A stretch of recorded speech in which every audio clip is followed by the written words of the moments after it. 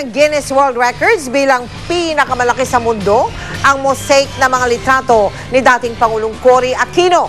Binubuo ng 3,200 litrato ang higanteng photo mosaic na may sukat na 250 by 200 feet at may timbang na halos 4,000 kilo. Sa laki, sakop daw nito ang 4 na basketball court. Dinaig nito ang naunang record holder na 108 by 65 feet mula sa China. Inilatag ang photo mosaic ni Ginang Aquino sa Quirino Grandstand Grounds noong Hulyo bilang bahagi ng paggunita sa kanyang unang death anniversary.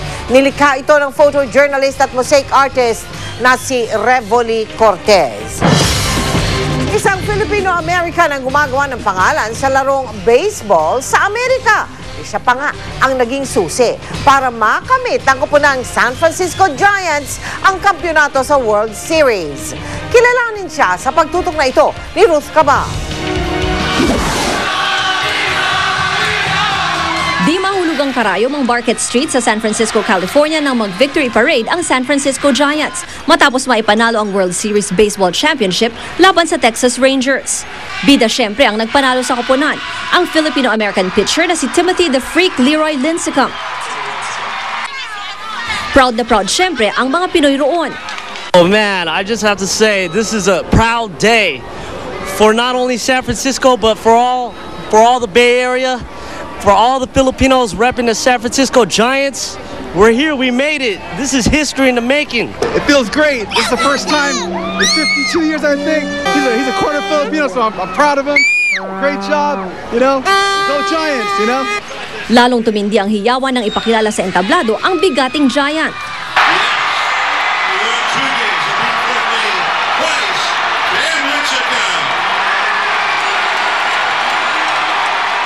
Coming out here and seeing you guys give us support made it so much more comfortable for us to play in there. And yeah, all I can say is thank you and go San Francisco. Nitong taon lang pumirma ng 2 taong kontrata si Lincecum sa San Francisco Giants na nagkakahalaga ng $23 milyong o katumbas ng halos 1 bilyong piso. Kakaiba ang style ni Lincecum dahil kanang kamay ang ginagamit niya pambato ng baseball, kaliwa naman pag tumitira ng bat. Nang maging honorary pitcher ng San Francisco Giants si Manny Pacquiao bago ang laban niya kay Ricky Hatton noong 1 taon, si Lincecum pa ang nag-catcher para sa kanya. Ruth Cabal, Nakatutok, 24 Oras. Chika Minute! Bukod sa pagsusot ng two-piece swimsuit, may isa pang daring na eksenang pinaghahandaan si Iza Calzado para sa teledramang Beauty Queen. Ito ay ang kauna-unahan niyang love scene on TV. Makishika tayo kay Lars Santiago. Beauty Queen na Beauty Queen ang dating ni Iza Calzado para sa pictorial niya sa bagong clothing line na kanyang ini-endorso. Bagay na bagay raw sa kanya ang mga damit na isinusuot niya, katulad ng karakter niya sa hit teledrama niya sa GMA. Siguro it's perfect time also that now I, as someone who has, kumbaga, matured already and from girl, medyo mas woman na ako ngayon. Hopefully, I'm turning into a woman and hindi bumabalik sa pagkabata. Tuwang-tuwa si Iza dahil sa magandang feedback na nakukuha nila sa Beauty Queen. Kitang-kita rin sa mataas na ratings ng programa na gusto ito ng mga manonood. Abangan ninyo, magkakaroon ng bikini contest. Abangan ninyo, sino bang sasali sa bikini contest na yan? And of course, the rivalry between Maita and Rebecca, and then now Dorcas also, it's gonna start brewing. Sa Beauty Queen, unang pumayag si Iza na magsuot ng two-piece at dito rin siya unang magkakaroon ng love scene sa TV. Ngayon pa lang, pinaghahandaan na ito ni Iza, bagamat hindi pa niya alam kung sino sa mga leading man niyang sina TJ Trinidad, Luis Alandi at Marvin Agustin ang kanyang makaka-love scene. Siyempre, ni-establish pa, hindi mo pwede mag-love scene ka na lang out of the blue, especially if you're trying to build a good character. It's not naman so nice to just have her do a love scene right there and then. Ipinagmamalaki ni Iza ang magagaling niyang co-star sa Beauty Queen.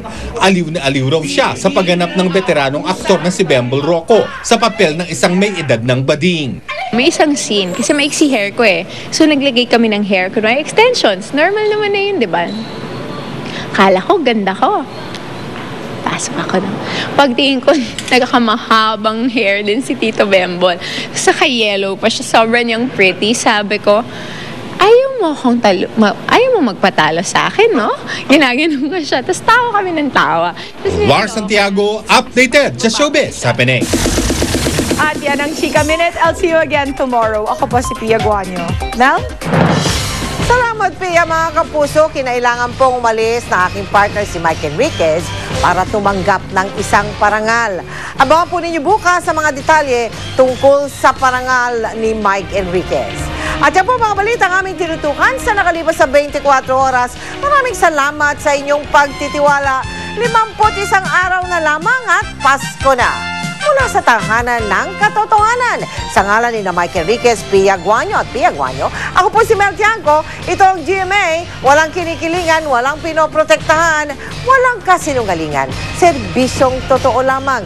At dahil hindi natutulog ang balita, nakatuto kami 24 oras.